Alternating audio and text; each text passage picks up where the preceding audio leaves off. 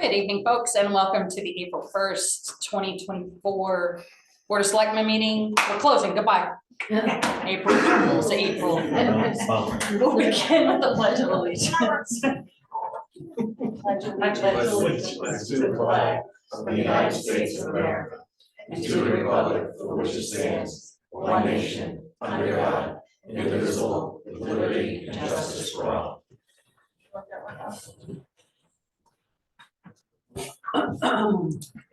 We do in fact have a quorum present. If at any time there are conflicts of interest, please disclose them. Adjustments to the agenda. Looks like our first item is the TIP assistance application orientation with Attorney White. Hi, everyone. How are you doing? There she is. Hi, Emily. Hi.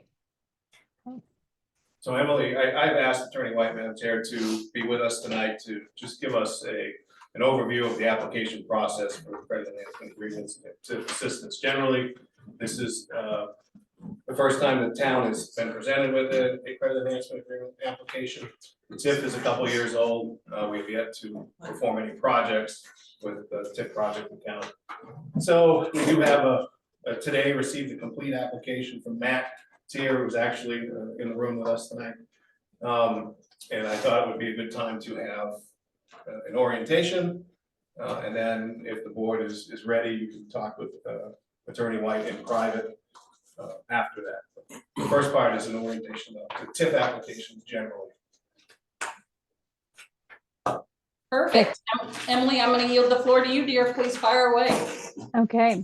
And so as Joe said, I'm going to be generally talking about the credit enhancement agreement kind of process and what the ramifications of using it are.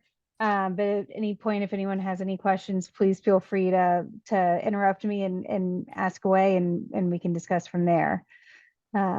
So as Joe mentioned, you all have a downtown TIF tax increment financing district that was created a few years ago, 2022, and with 2023 being the first tax year.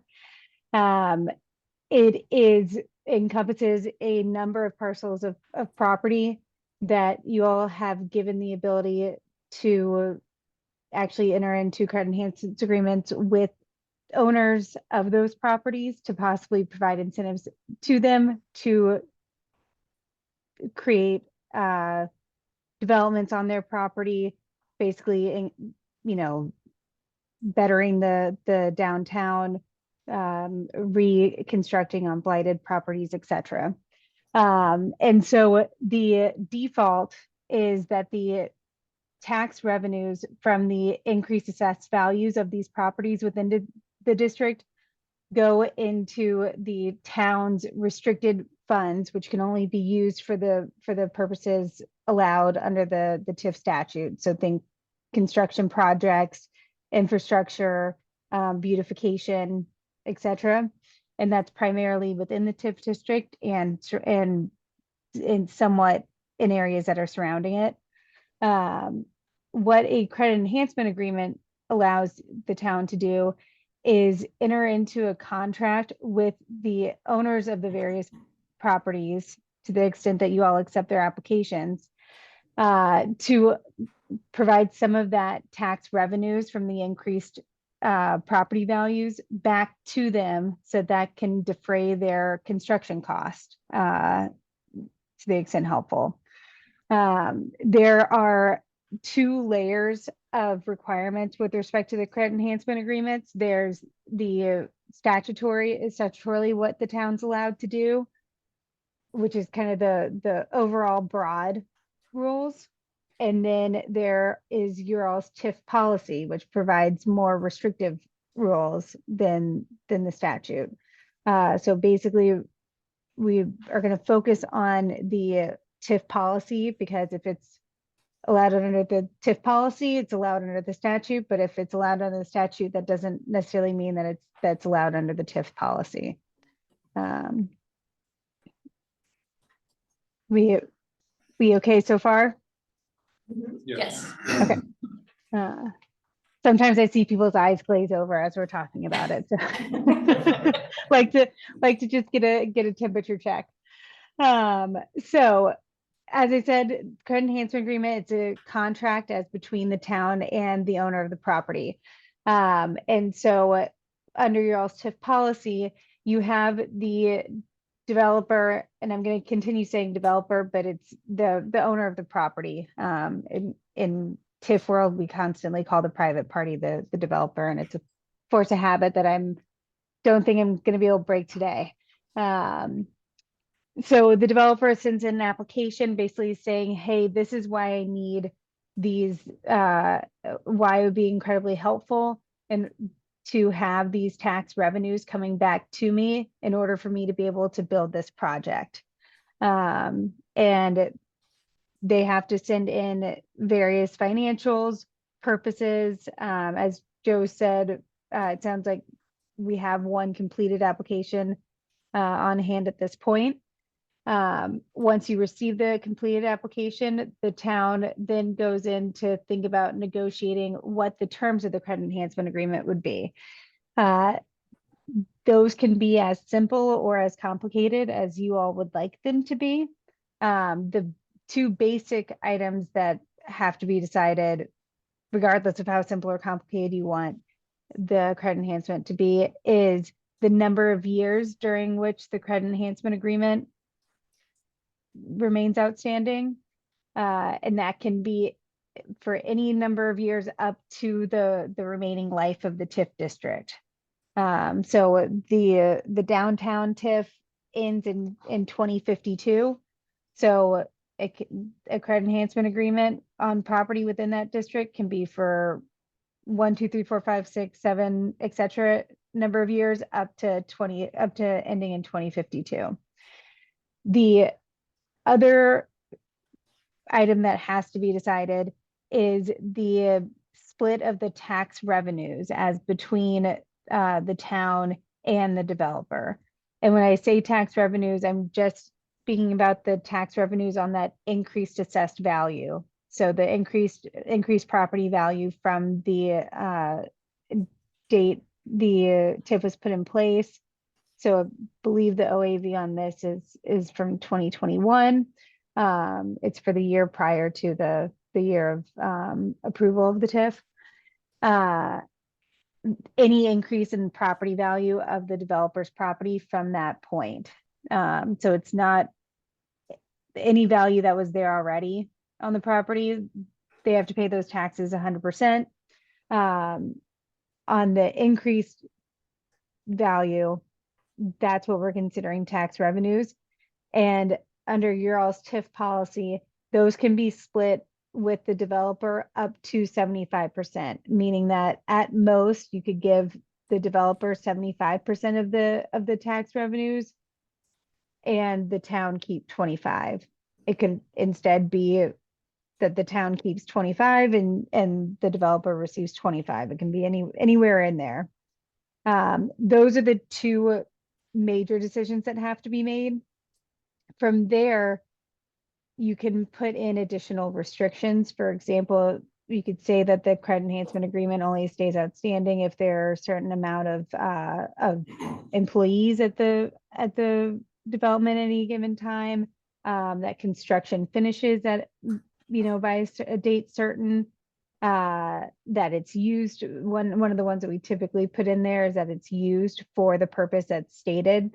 So if you're giving a credit enhancement agreement to someone in order to build a shopping mall, which I don't know if that's the best example of things that are going to be happening more in the future, but to build a shopping mall, you enter in the credit enhancement agreement, and then 5 years later, they decide instead to use it for agricultural land. That would be a violation of the credit enhancement agreement, and you all and the town would have the ability to terminate the credit enhancement agreement if they so desired. So once the town kind of thinks through those big points that they want to see in there, the revenue split, the term, what conditions have to be taken into account and conditions have to be met in order for the credit enhancement agreement to continue. We then basically offer those up to the developer if you all decide to accept their proposal, and say, hey, this is what we're willing to do. And then there's a bit of a negotiation from that point.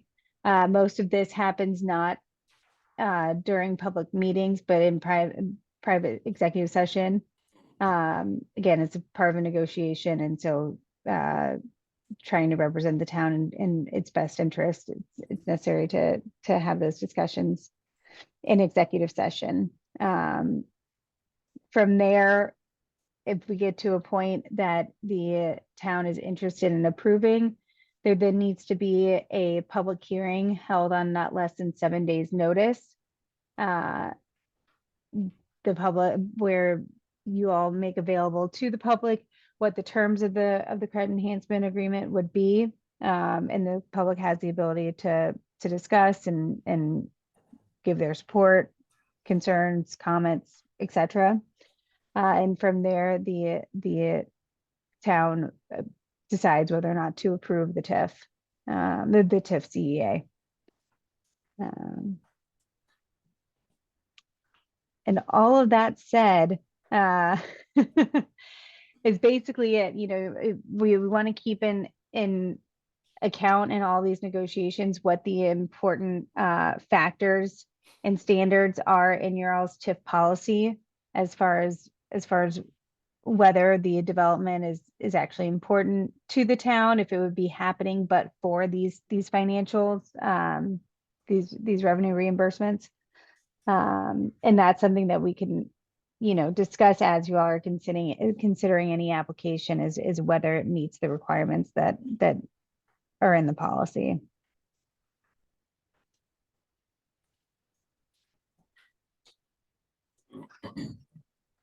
Wow, that was a whole lot of information. Does anybody have questions? Sam? Just out of curiosity, with the TIF program account, so that'll be separate within the town, is that able to be invested? Or are you, with that money that we accrue from the balance of that's separated between the developer and what goes back into the town, is that something that obviously we'll keep separate, that we keep track of, but can that be, instead of it just sitting there and accruing as it does, can that be put in to CD or something? My answer to that would be yes, but it's not something we've explored in any detail at this point. Yeah, and Emily may be able to answer that. I would agree with that. So practically speaking, most of the time, the what is being paid for by these tax revenues is construction cost. As far as, you know, whether it's construction of a building, construction of infrastructure. And so oftentimes, particularly with the CEA, the developer is incurring a bunch of these costs in the beginning of the development. So, you know, incur millions of dollars in the first year as far as doing the construction. Consider that kind of a credit on the account for the developer, and then each year that the CEA is in place, they get a portion of the tax revenues directly to them. So there's not really going to be much sitting around in the developer's account.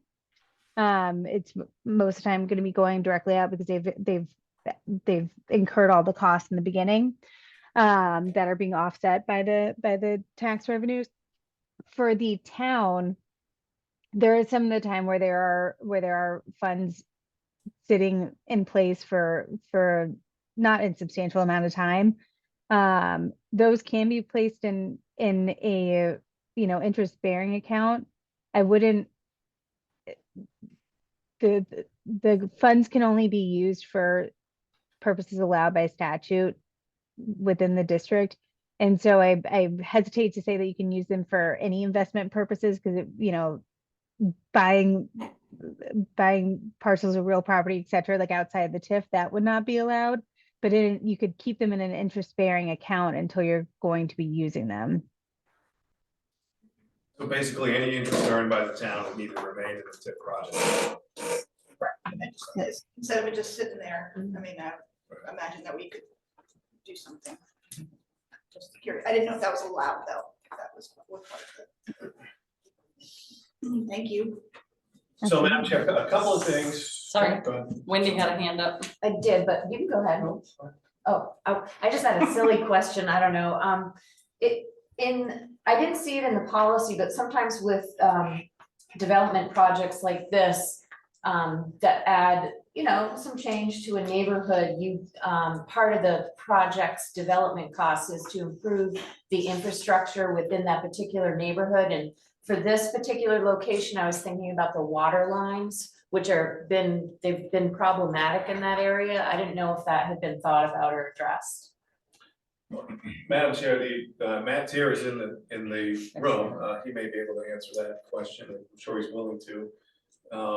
If you wanted to ask that now. Matt, do you have an answer to that question, sir? Sure, we talked about this last week's planning board meeting. I think there was work done along the street and some new construction. And it's not uncommon with new construction that you end up with some dirt in the lines. And we discussed this with the water district, and they're planning to flush those lines. So that's something you need to do. We've actually, met with the sewer district and the water district, and they're both signed off on the project. They actually feel that adding the new neighborhood will add better flow to that area and actually will keep the water lines cleaner. Great, thank you. One other thing while I'm on here, Emily, I might have missed it, but did you talk about sheltering the TIF fund and revenue sharing? So I did not, I was keeping it just to the credit enhancement agreement. The revenue sharing and whatnot is from the actual TIF itself. So that won't change via the credit enhancement agreement, but I'm if there are I'm happy to discuss the overall kind of purpose of tax increment financing if that's desired by the council. It's a crucial thing. I've been doing TIFs with towns for 20 years. And it's just very important to understand that new revenues created in a TIF district are not subject to state and county revenue sharing. And that means, roughly, it's different in every town, but let's just say 50 cents on a dollar that normally when you raise taxes in Rangeley, 50 cents of every dollar would go to the county and to the state for the education fund and things.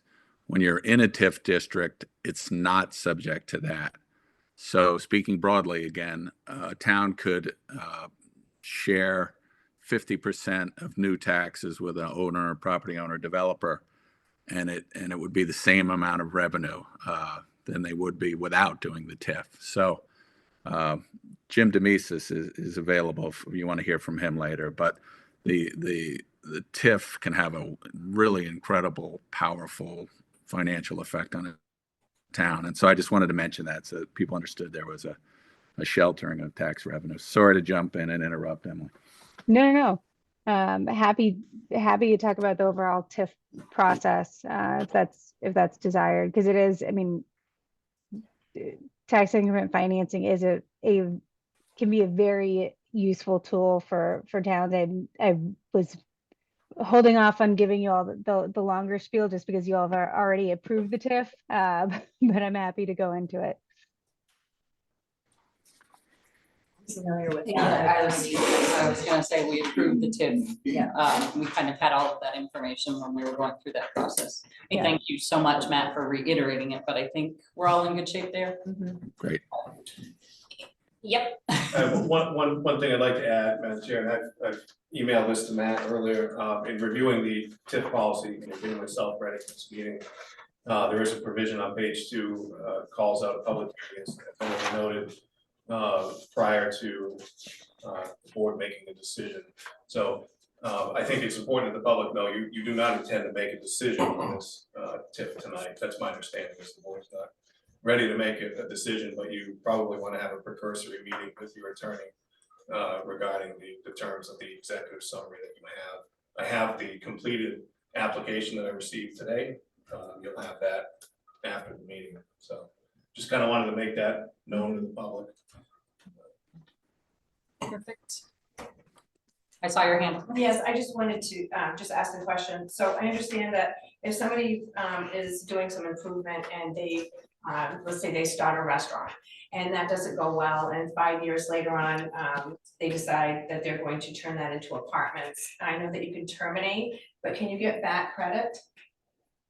So if they change what they had originally intended the improvement to be, can you get the credit back from the previous years, or just it terminates and there's no credit moving forward? I think it would have to be renegotiated. Okay. I So think they- that's the answer to that question. And I would also say that as far as what is received during those 5 years, in that hypothetical, again, it's only based on the increased assessed value. So, you know, there's a level of, if it's doing really poorly, there's probably not much that's being given. And that's kind of one of the beauties of TIFs, is that it's only beneficial to the extent that there is actually positive value creation occurring. I'm so sorry. I'm gonna ask you to identify yourself for the record. I know that most of us know you, but Sorry. it's okay. Kitty Johnson. Just for the record.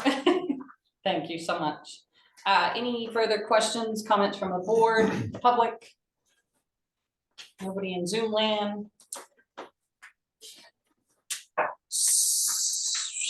So, Joe, given the information that you just gave us about the timeline,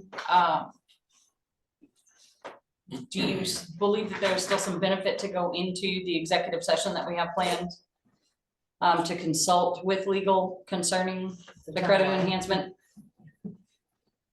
I think so. Yeah. I think you should spend a few minutes with Emily, and get, just talk about broad strokes at least. Just wanted to make sure the public knew that you did not intend, as far as I know, to make any action on this tonight. That's my concern. If any action is taken, it will be to plan the public hearing.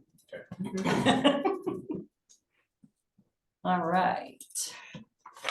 Having said all of that, folks, I'm looking for a motion to enter into that executive session. Motion to enter into executive session for MSRSA Title I, Chapter 13, Subchapter 1, 4056E, consultation with legal. Motion by Wendy, second by Jim. Any further discussion? Folks, what that does mean is we'll just ask you to step out of the room long enough for us to have the executive session, and then we'll call you back in as soon as that's done, okay? All those in favor? That is unanimous. Thanks, Matt. Thank you.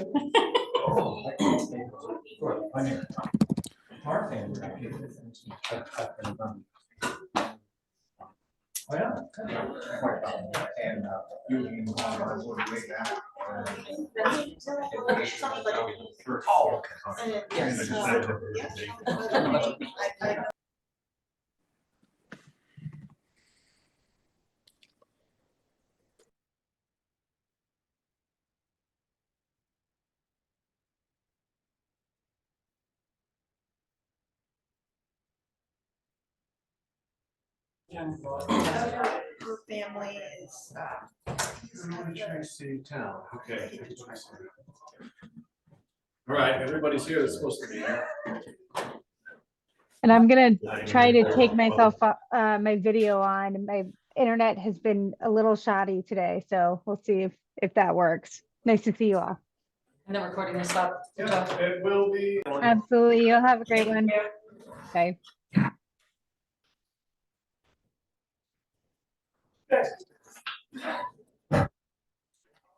You're welcome back in.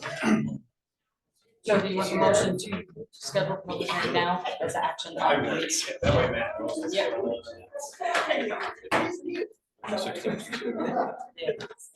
we want to hold it at 5:30 or 6?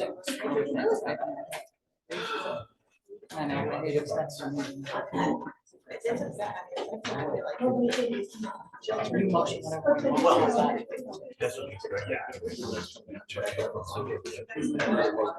Oh, yeah, oh, what's coming up? 3 days. Really?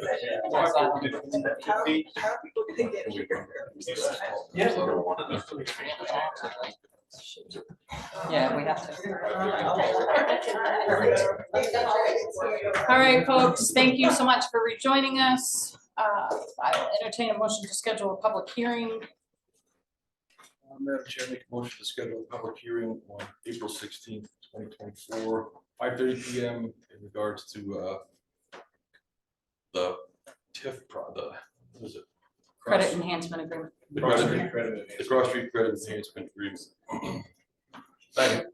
Motion by Ethan, second by Jim. You did hear the time is 5:30 PM. I just want to make sure that's on record. Tracy, any further discussion or questions? All those in favor? That is unanimous.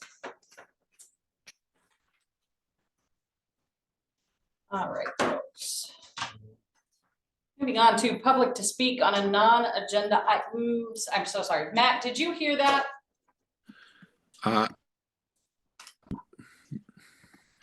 Yes, I did. Thank you very much. Would you like to hear any at all from us tonight anymore? Or we'll just, on the 16th, we'll rally back together. I think we're all set for this evening. We look forward to having a conversation with you on the 16th. Great. Thank you very much. Thank you. Thank you.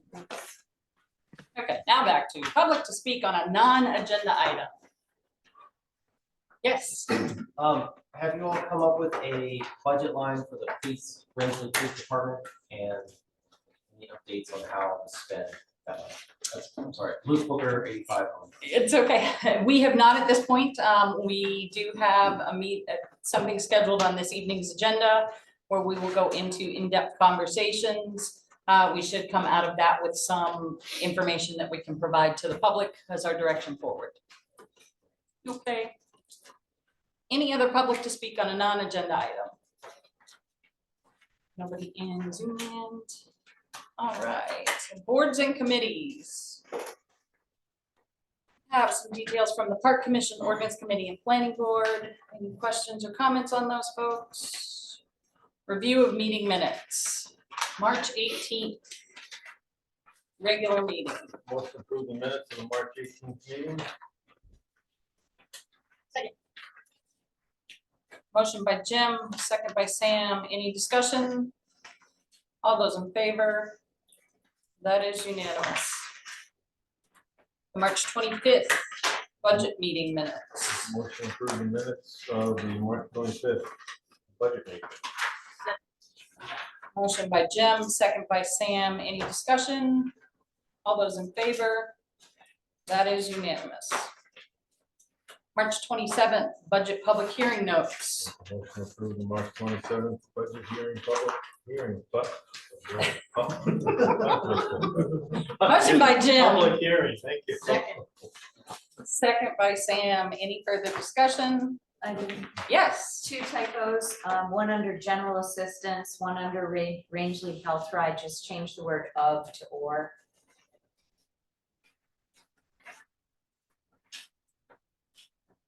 Perfect. Any other discussion? All those in favor? That is unanimous.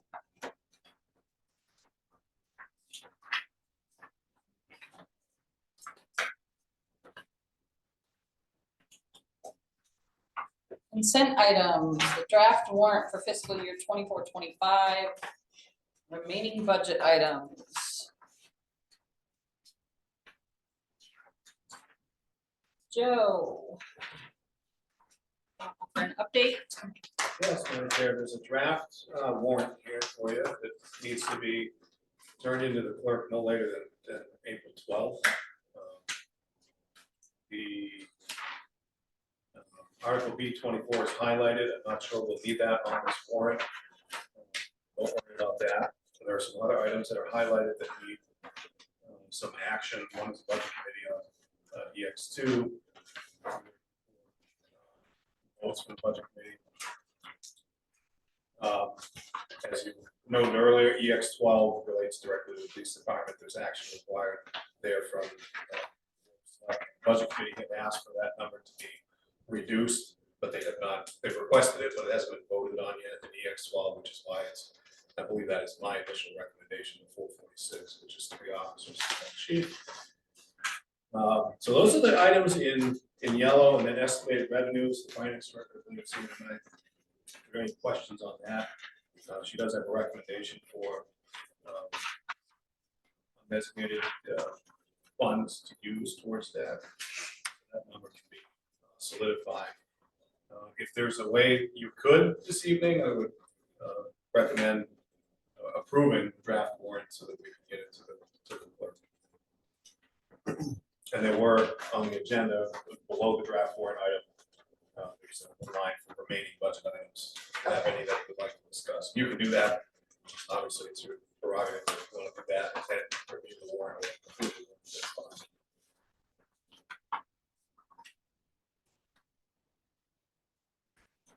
And when you approve the warrant, if I forget to say it, I would request that you approve it pending the final legal review, which I'll get it to Steve Langsdorff. And it'll be ready to go.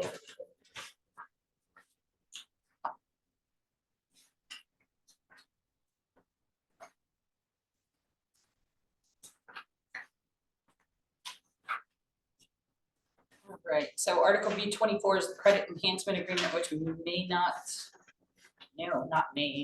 cannot, due to timelines, Correct. will not be on this warrant.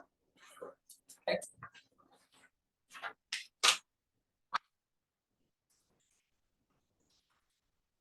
That's entirely up to you, Joe. Do you want it on the record?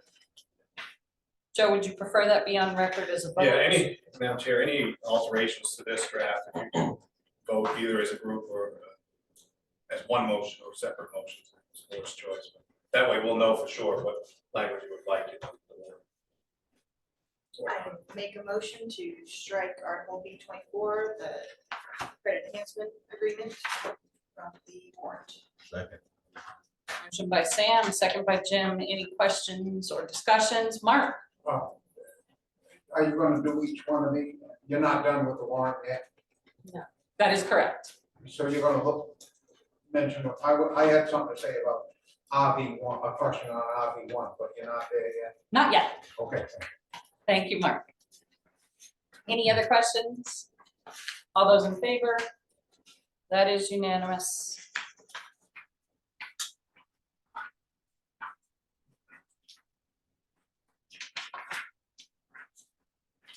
Joe, Article EX2 is the administration budget. Board of That highlight would indicate that the budget committee's final vote has not been accurately depicted in it. Correct, they had one or two small changes they wanted to identify in that final number, but did not vote to accept them.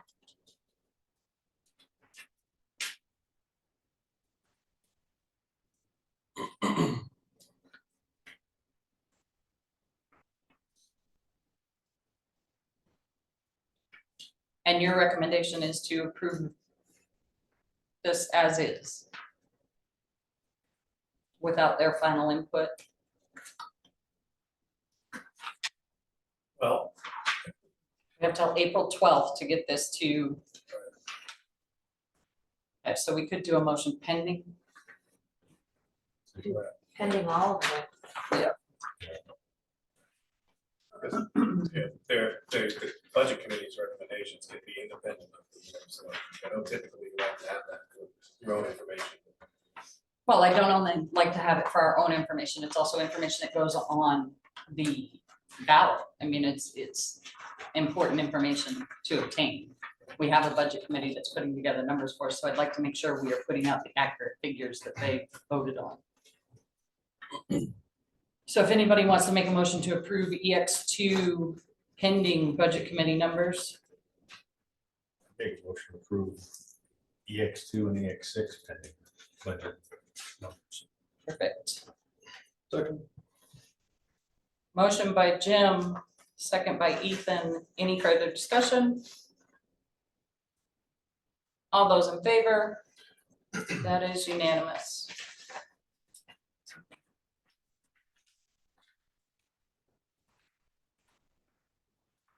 All right, and we are on EX12.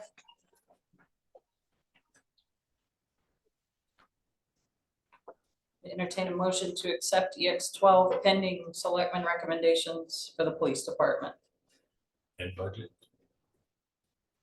Budget isn't highlighted. But that. That's not an accurate number there either. It just didn't get highlighted. I believe that's correct. Okay. It's not highlighted, but the number needs to be decreased, Okay. as I understand. Perfect. So. I'll second that, I'll make a motion to approve the X12 with the selectmen and budget committee recommendations. Second. Motion by Jim, second by Wendy. Any discussion? Cindy? Thank you, Madam Chair. So just an update, for those of you who don't know me, I'm Cindy Egan. I'm Chairman of the Budget Committee. So we do have a meeting this Thursday, weather permitting, just to make some final approvals with our budget recommendations. You remember correctly, we have not voted on or had a final vote on the police department. And we've got a couple of other pending changes, and then we are required to have a public hearing on the budget. And so we have scheduled that public hearing for a week from tomorrow, 5:30 in the conference room there. So there's your little update. Thank you. So, Yeah. do we need to make a motion on EX11, because the budget committee doesn't have a number there for the fire? Yeah. Another missing highlight. Yeah, if you want to finish the motion that's on the table, Jim, and, Yep. Make a motion to approve EX11 with the budget committee. oh, sorry, recommendation. honey, we've got to finish 12. Oh, I had a motion and a second on the Oh, table. yeah, We Cindy did- spoke, yep, Yeah. sorry, yep. Can I ask a question? Yep, Terry Kraus, I live on Allen Street. Did I hear correctly, you're talking about decreasing the budget for the police department? no, that is not what we said. Okay, I, clarity, Yeah, that's what I heard also, so, yeah, so maybe there's some confusion. So he mentioned that the budget committee's recommendation was to decrease some of the Right. figures that were offered in the police department budget based on number of employees in that department. okay, So what was presented to us by the town manager was 3 patrolmen and 1 chief. yeah, The budget committee is recommending we stay with the current makeup of that department, and we go with 2 patrolmen and 1 chief. So their numbers need to be brought down to reflect that recommendation. okay. Does the public get to vote on that, or is that? All of this will be voted on by the public. The numbers that go into this are voted on by the 2 groups. The current situation is worrisome. That's Very. The current situation, as in there's 1 chief, is absolutely worrisome. Well, one very interim, very part-time. Yeah. Yeah. It is very worrisome. Yep. Yeah, Yep. I'm scared, yeah. Which is why we are discussing it at nauseum to see what we can figure out as the best public safety for the community. Okay, and will this, by discussing it and having committee after committee after committee, will this resolve itself quickly, or, like, what's a realistic expectation? For A realistic the time- expectation for what? The timeline, We are hoping by July 1st that we'll have something in place, okay, which is the start of the new fiscal year. okay. I have a motion and a second on the table. All those in favor? That is unanimous. Motion to approve EX11 with the budget committee recommendation.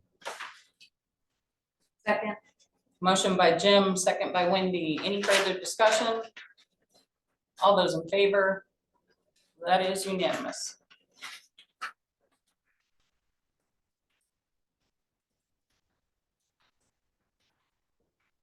Bear with me just one moment.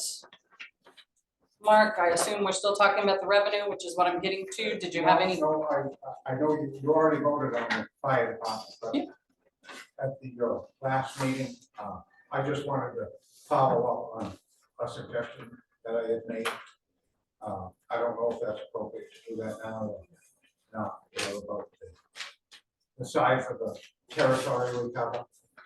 I asked you folks if you give that some consideration, and I just wanted to add a little bit to that. Okay, so I know that at the last meeting, you did offer some great feedback to us, Mark, and I know that the department head was there and heard that. There have been some communication. I think that'll be taken care of administratively. That path forward and looking into the area of coverage.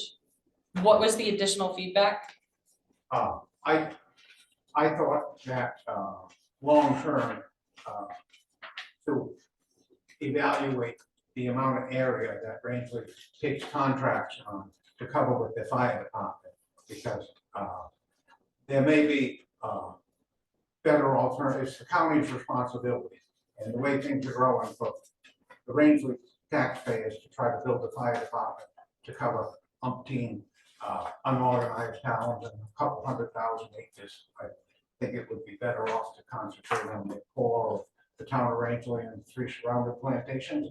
And as far as it being the county's responsibility, fire protection on that, I got reading the Franklin Journal this past Friday, and they were talking about Franklin County's TIF from the Tibby Wind Tower, generating $43 million from Franklin County over the length of the TIF.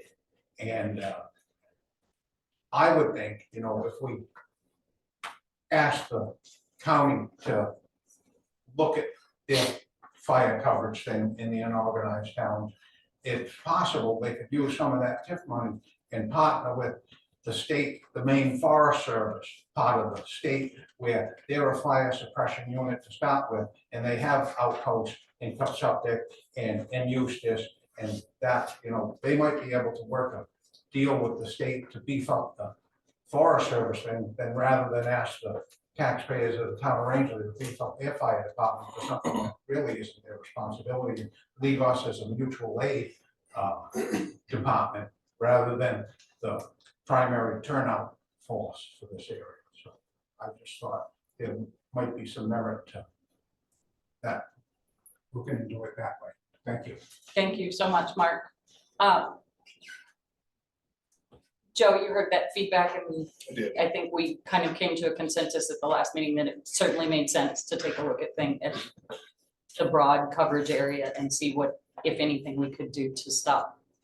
Nope, it's not the language I want to use. We want to support the surrounding areas in by any means that we can. But if there's another method out there that makes it more affordable for us to cover this broad of an area, that's what we need to look at.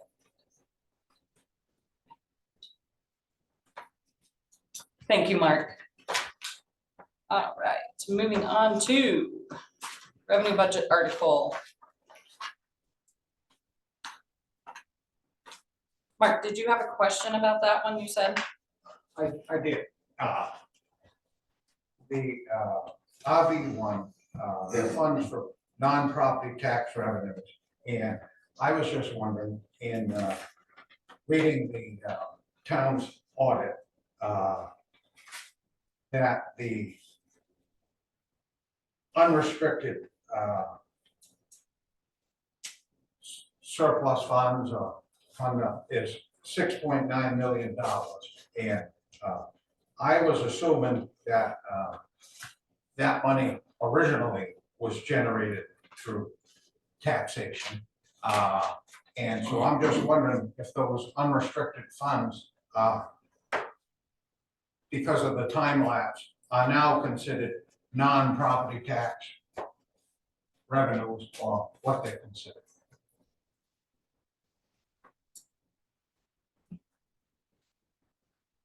Do you feel like addressing that, or do we feel like we need to have perhaps the treasurer, finance director She may be able to answer, construct? she may be able to answer it now, Madam Chair. Yeah. She's listening in. I do not have the audit with me. Rebecca, is that something you feel comfortable answering now, or would you like to offer that answer at a different meeting? I have no problem answering it now. We actually have 3.4 million in undesignated fund balance. There are different funds, some funds that we can expend from, some are restricted. The undesignated fund is fund that we can use to offset property taxes. And again, that is at 3.4 million. The suggestion I gave to use for the undesignated fund was looking at keeping 3-month operating you know what I'm trying to say, 3-month operating expenses in there, and then having a little extra because of the uncertainty with the revenue sharing. And Rebecca, that is in line with our policy, correct?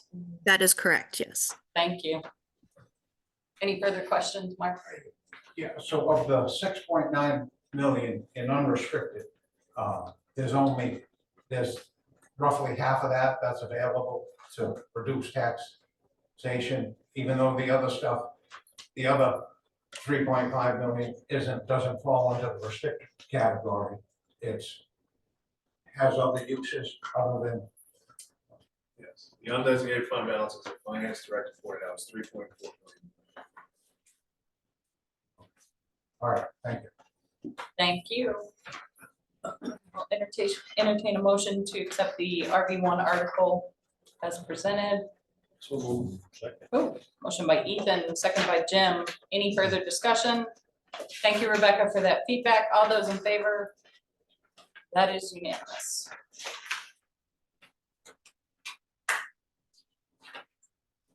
Under our hands, this 11th. The only other highlighted section. Now, Joe, would you like an overall motion to accept the warrant as amended? I would, and I would suggest a couple of other additions. One of them would be to have the town manager review it with legal counsel. And if the board is inclined, to allow individual members to come in and sign it once it's complete.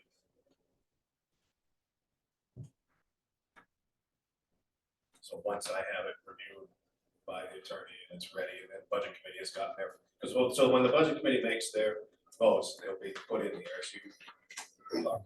So once that's all complete, that way you can come in individually, you vote to do that ahead of time and sign it or see it. I make a motion to approve the warrant article with the additional articles referenced previous within this meeting to gather more information. And I also would recommend that the town manager have the ability to speak to legal and have this analyzed, and also able to, what was your last thing, Joe? Allow individual members Allow to, individual members to sign. Yes. Second. what she said. Motion by Wendy, second by Jim. Technically, Madam Chair, you don't have to sign it for some period of time, but I think it just makes sense to have that language. Any further discussion? All those in favor? That is unanimous.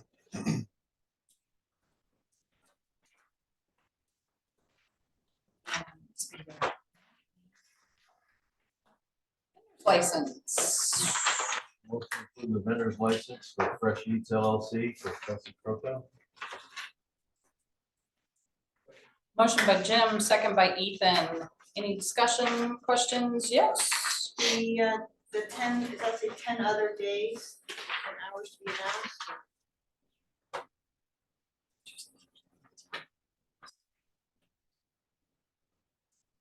Just curious as far as what that entails. 10 other days. I mean, specifically. Probably just- holidays, long weekends, I would guess, of events that we have in town, I'm guessing. Madam Chair, the application, the board will look here, see on this line here, it's for the season. So technically, it can be for any days within that season.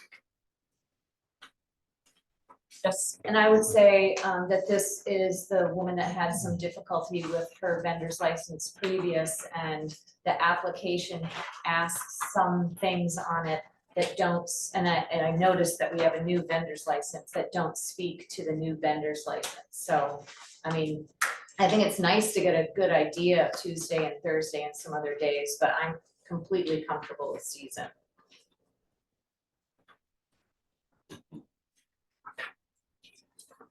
All right, there's a motion and a second on the table. Any further discussion, questions from the public? All those in favor? That is unanimous. Motion to approve the vendor's license for Fiddlehead Farm for Scott McDonald. Second. Motion by Jim, I'd like to modify my motion for, include pending the insurance certificate of liability. thank you so much for catching that, Jimmy. Sure. Motion by Jim, second by Wendy. Any discussion or questions? All those in favor? That is unanimous.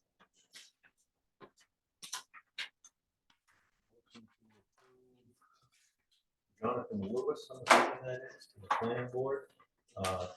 See, it doesn't give a date of expiration. Is it for a 3-year term or? And it's also an alternate position, correct? Yes, it's like, That's what I'm looking for, yeah. It's It is an also, alternate, Madam Chair, and I would advise for any open alternate term, whatever that is. It's 3 years. Okay. But in case there's one that hasn't been filled. For a 3-year term. For an alternate term. and this particular, sorry, that's a motion by Jim. Did I hear a second? Second.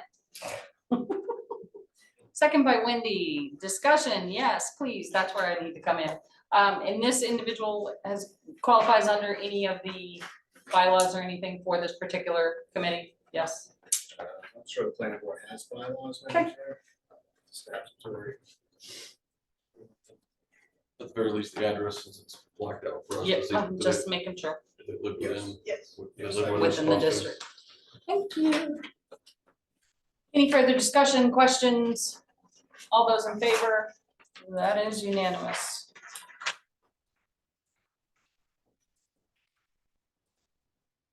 Means paid family and medical leave law.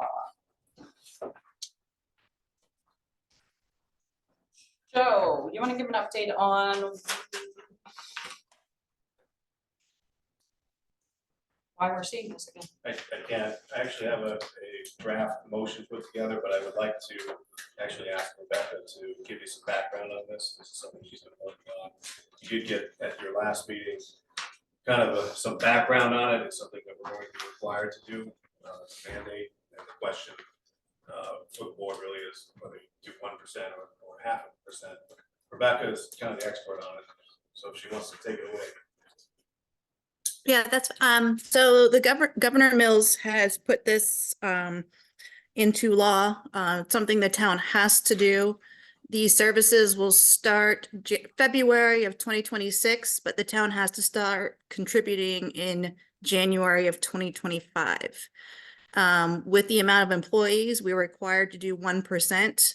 It could be 5% employee, 5% town, 1% town. However, the board decides to do that, but this is something that we have to do.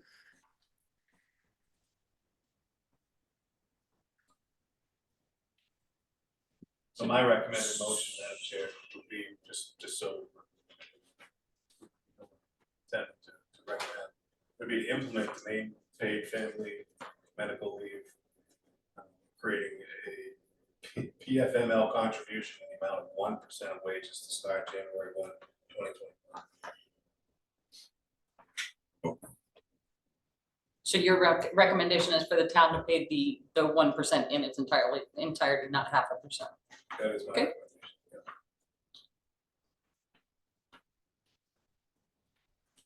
And Madam Chair? Yes. This fund is managed by the state. It is.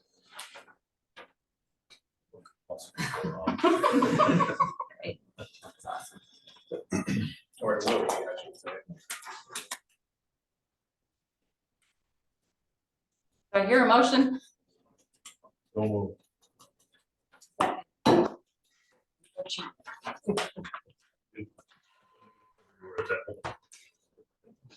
Motion as suggested by the town manager. So says Jim. Second by Wendy. Any further discussion or questions? All those in favor? That is unanimous. Can I add something? Yes, This will have to be added to the personnel policy. yes.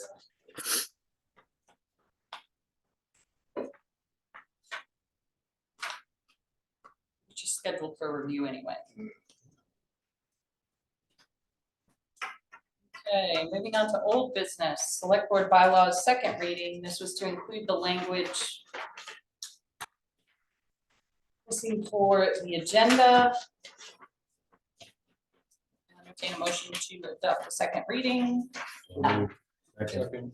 That's cute. All right, boys. Motion by Jim, second by Ethan. Any further discussion? All those in favor? Joe? After a second reading, we could technically adopt this. You may.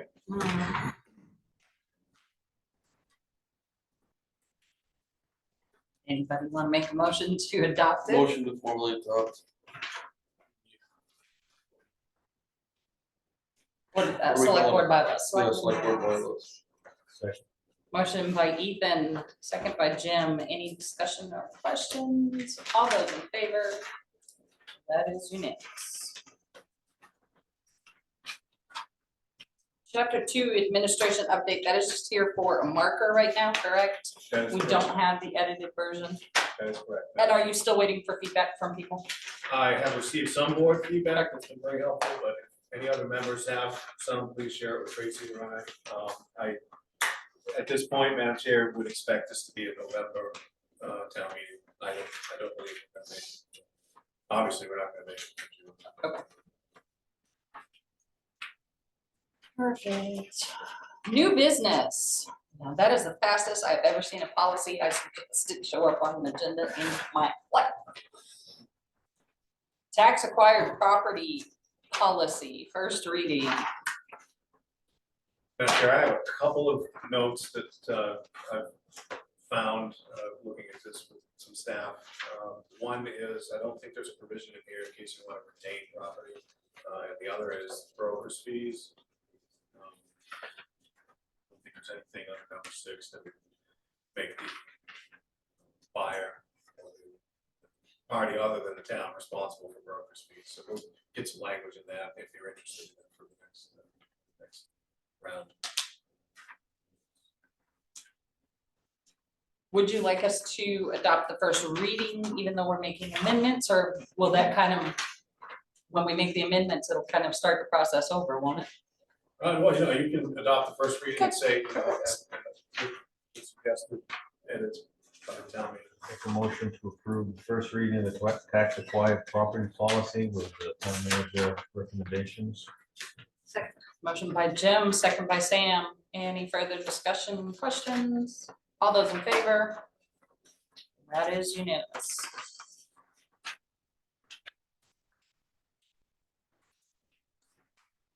Chapter 14, vendor's license.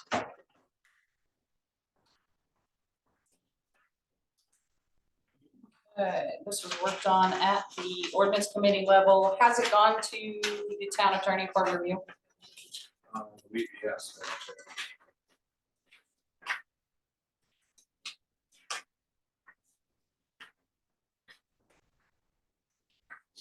And it looks like, given that we just adopted the draft the draft warrant, that we were not planning to put this on the June warrant, correct?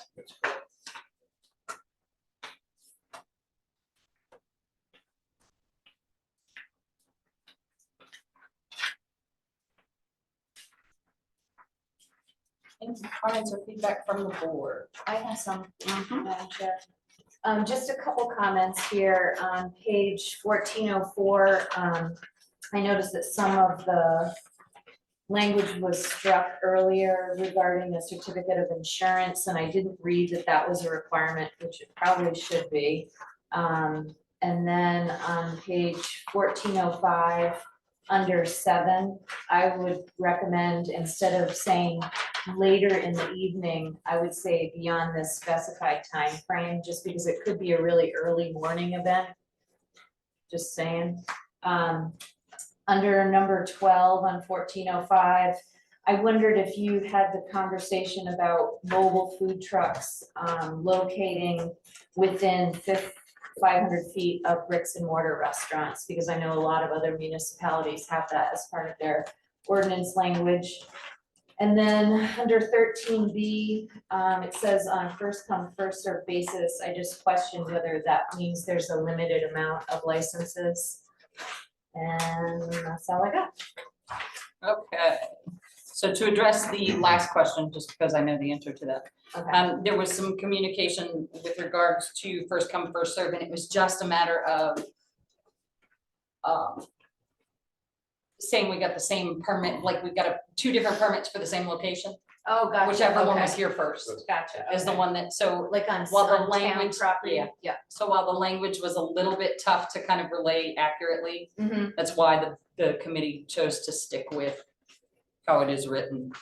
And the 500 feet near bricks and mortar restaurants, a lot of municipalities put that in, but they say they could do it if they had a letter of consent from the restaurant. If it, because maybe that would be something that they would do together, but if it's a pizza truck in front of a pizza restaurant that pays taxes and is there, that could be a detriment to their business model. So. This is Just my thought. No, but I'm heading down the path of, the ordinance committee has reviewed it, their final has gone before legal review. So there is not anything saying, it hasn't gone through public hearing yet. We're pushing this to November special meeting. There's not anything saying that you can't make a motion to change some language that you would like to see changed, and then that can go in front of the town attorney for review. Mhm. And is there any requirement in this for a certificate of insurance? Because it was just scratched out before. And I just think it was like an oversight that it wasn't in there. So that was a long debate at the ordinance committee level. Those are always fun. And I think there was some concern based on where some of the vendors could be located. And did it really require? And some of us argued, yes, you should have to show proof of insurance, and some others argued no. And I think the no's won out. If you're selling food, you should have insurance.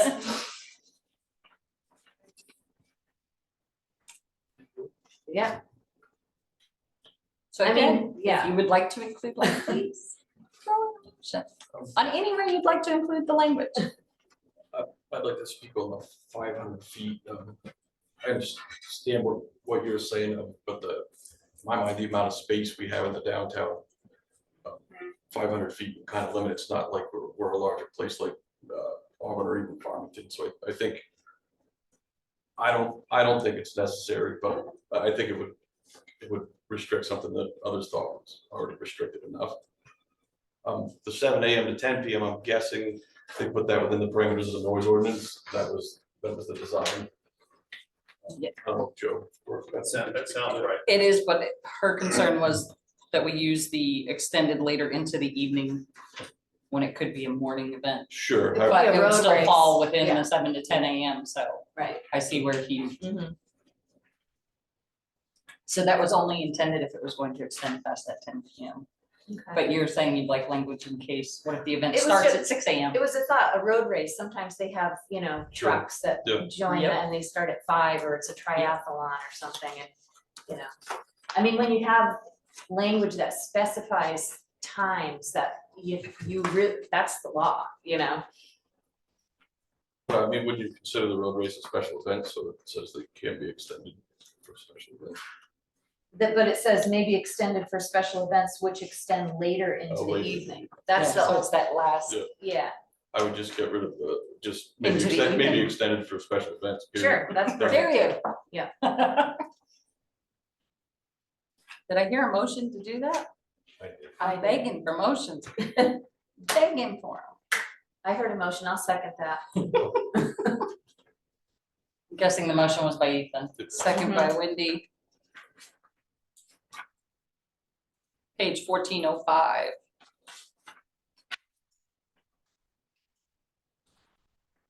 Numeric 7, in the sentence after special events. Any further questions, comments? All those in favor? That is unanimous. And Wendy, was there anywhere else you felt strongly about needing to include language? Yes, I would make a motion to recommend under Article 14.4 on page 1403 to add, I guess it would be an item to require a certificate of insurance for mobile food vendors. Second. Mobile food vendors must provide proof of current vehicle and or trailer. So you'd like that first sentence added back in? Page 1403, number 5. Yes, yeah, right, number 5.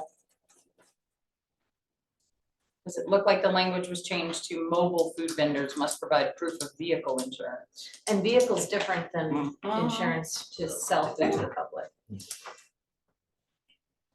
They should have vehicle insurance too, though, if they're roaming around, Yeah. you know? So it sounds to me like you're just making a motion to add that vendors, the certificate of insurance language back into number 5. Yes. Motion by Wendy. Second by Sam. Any further questions, discussions? Joe, are you getting all of this? That is unanimous. All those in favor? Now it's unanimous. That's it. We can forget the, next to the bricks and mortar. But it's just something to consider. It is the only Yeah. concern I think we gave to it, or the only thought process that was given to it at the ordinance committee level was that would impact things like the fish truck. Because it's within. Maybe smaller, 100 yards, 100 feet, I don't know, but I'd skip it for now. That's a thought.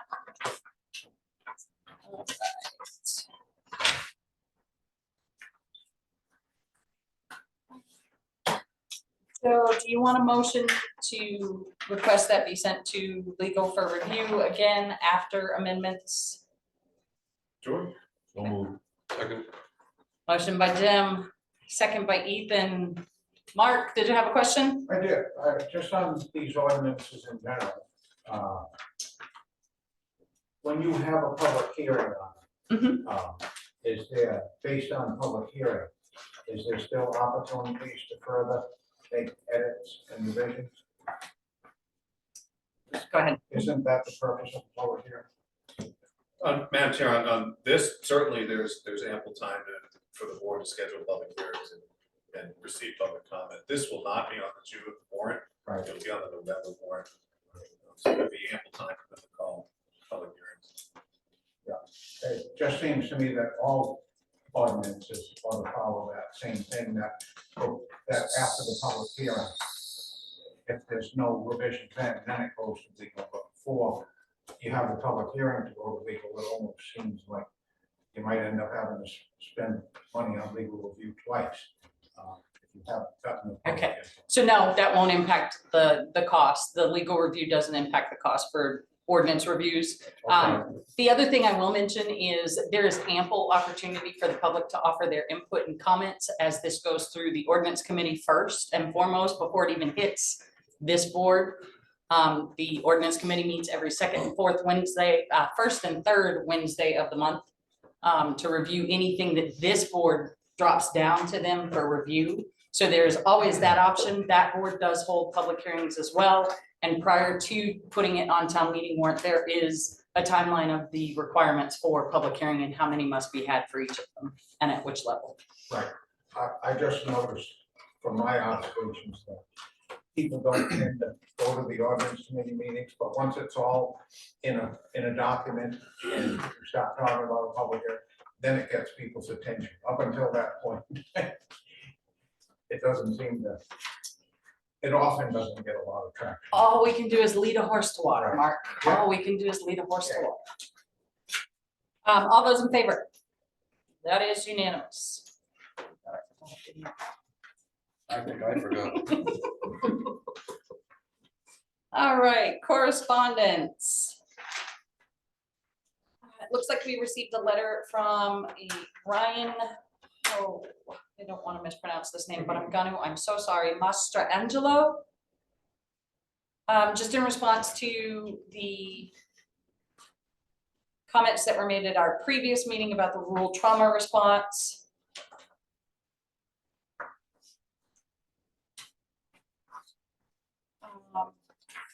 So, So Madam Chair, Tracy has reached out to this person and has not heard anything back.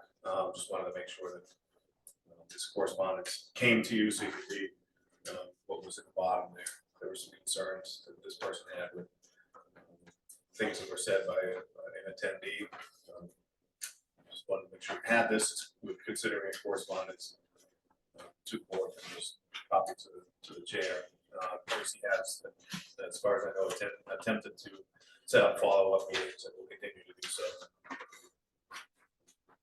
perfect, so we will wait to hear back from the persons identified and see if they are interested in attending at a future meeting. When? Thought she was going to be in attendance this evening. I was under that impression. She did attach a nice letter to the back of the email.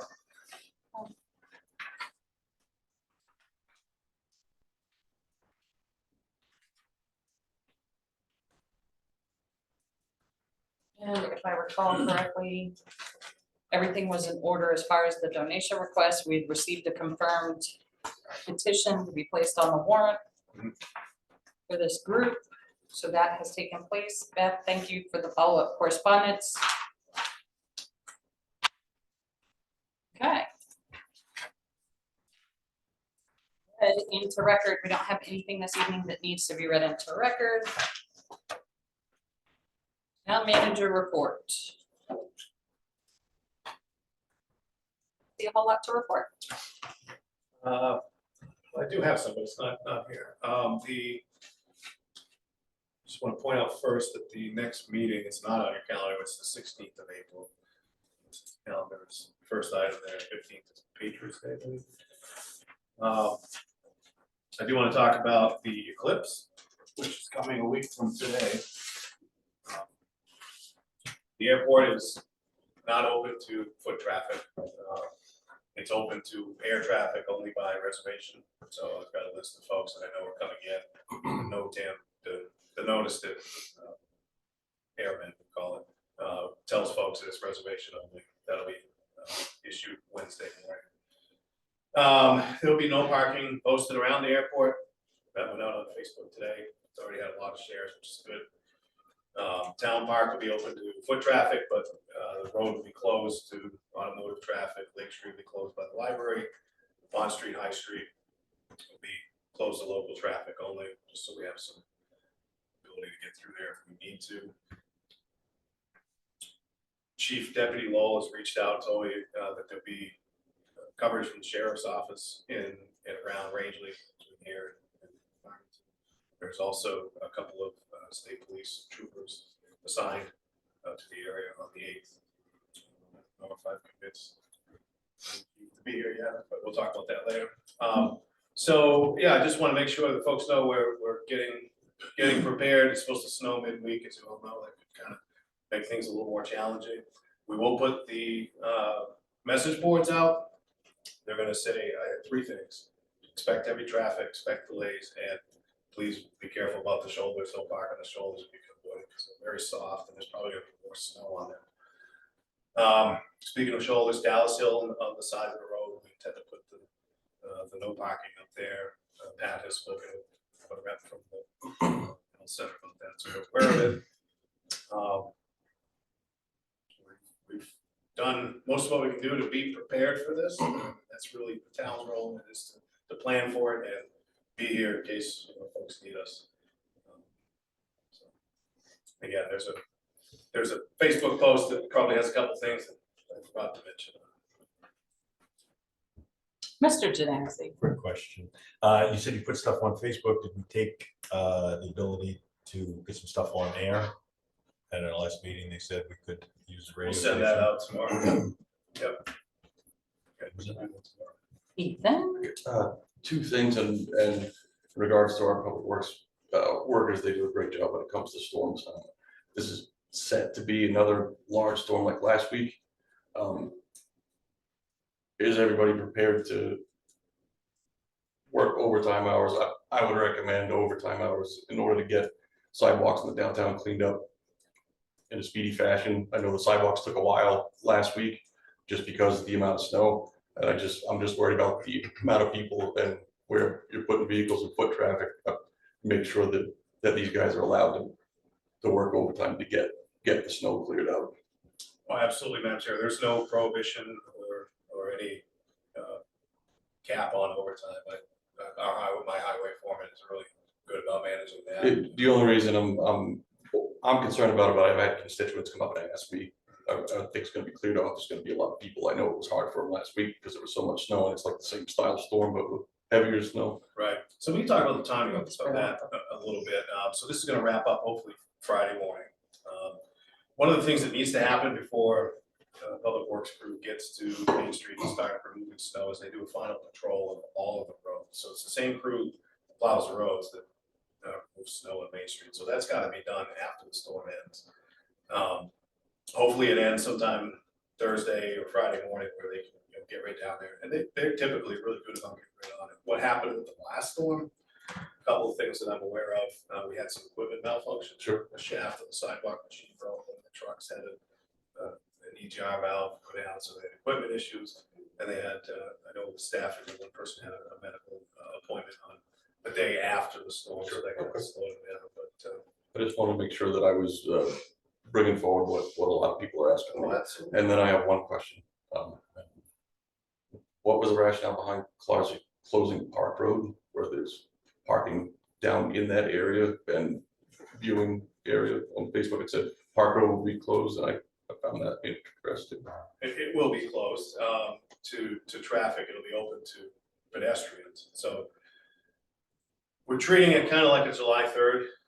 When we were planning this, we thought we might still have snow on the ground, but we were hopeful 3 or 4 weeks ago that it's going to be opened up. But the rationale really is that's where the public space, the town-owned space where people can get out and walk around, even if it is the end of the road, because if there's snow, which there's going to be, or mud, they can't, unless they want to get wet and go to the snow. Even a safe place to walk around. I was just thinking about the parking behind the Chamber of Commerce. There's quite a few slots next to the tennis court that are going to be eliminated because that road's closed. I was just curious.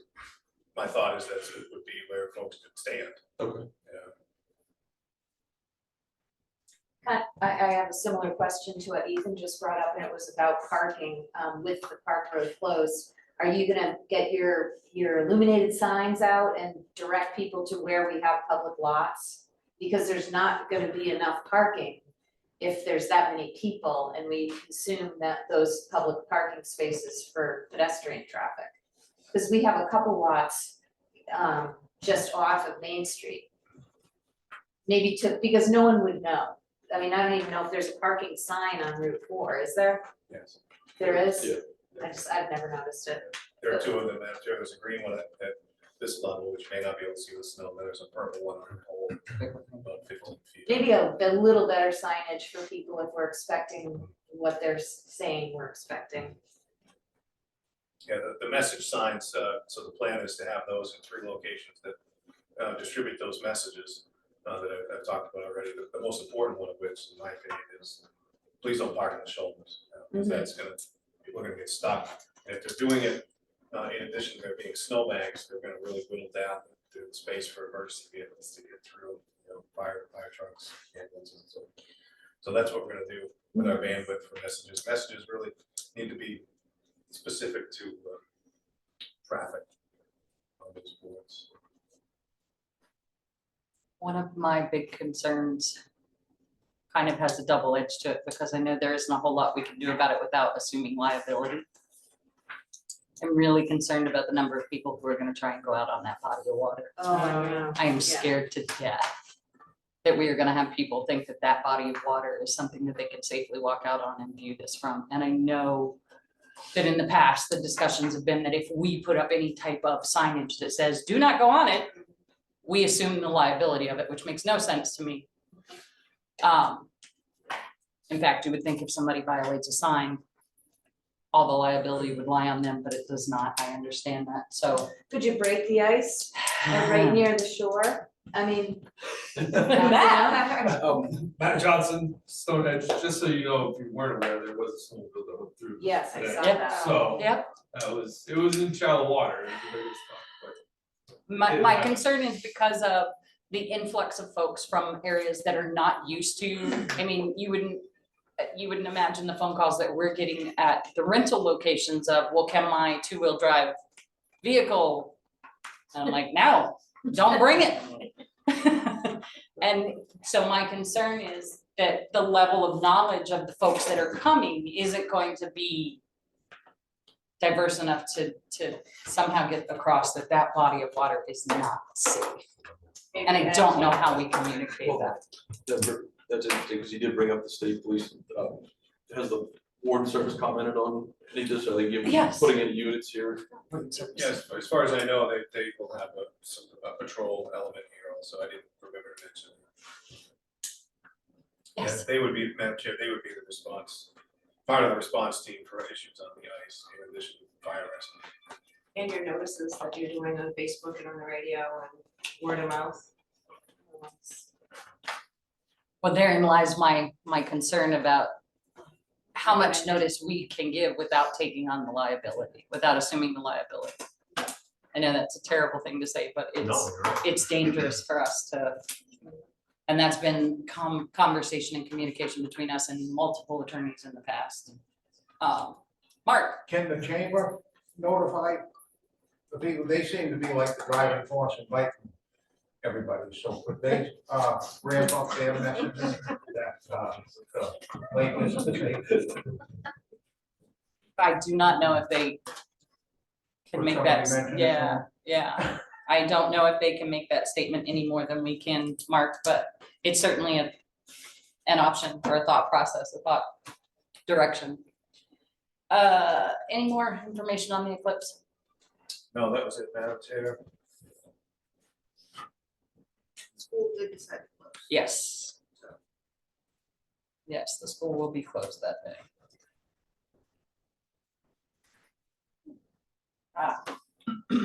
Anything else to report, Joe? I see that we've got the April 12th deadline information on there again. The warrant articles due to the clerk, nomination papers due back, voter petition for articles and warrants, certification of proposed ordinances and call for election. And then April 16th at 5:30 will be our next meeting. We'll have a public hearing prior to the 6 p.m. meeting. In the event that that runs into the 6 p.m. time, we will then just go into our regular meeting. In the event that it doesn't, we may start early. I just want to put that out there because we had another meeting at which we were able to start early and we got done by 6 and had people come in. And I felt terrible because other business, monthly financials are provided. And Well, Madam Chair, I want to report to everyone, board and the public, that we have hired Richard Caton IV as our interim part-time police chief. Welcome forward. Thank you. welcome, welcome. He was sworn in today by our town clerk at about noon time. He will work with us part-time, as I said, 16 to 20 hours per week in an administrative capacity until June 30th, and with possibility of extensions at that point if needed on a monthly basis. Top priorities: reviewing our policies and procedures, checking in on pending cases, and assisting us, me and the board, with our path forward. Chief will remain, so I didn't mention that he is a full-time police officer of the town of Jay, intends to remain there. I've spoken with his town manager. We've had a good conversation about this. So he'll be there full-time, here part-time in addition to that. He brings to us 10 years of experience as a chief of police. Today, again, he was sworn in at noon. He's met with our current sergeant, spent some time with him. He and I Chief and I have had some meetings. He's met probably everybody in the building by now. So excited to have him on board. So welcome, Chief. You'll be with us for the remainder of the evening. One other thing I do want, it's not on your agenda, but I do want to, with regret, let you know that our sergeant has given notice, and be moving on from Rangeley at the end of the week. So I want to make you aware of that and let the public know that also. And thank him very much for almost 18 years of service to the town of Rangeley. We'll just reiterate the thank you to the sergeant for his years of service for the community. I know this is, you know, when you fall in love with a place like he must have to be here for this long, it's a tough thing to do to move on, but I do wish him the best of luck in his future endeavors. Okay. Selectmen communication, does anybody have anything? Just lots of concern about the police department. Lots.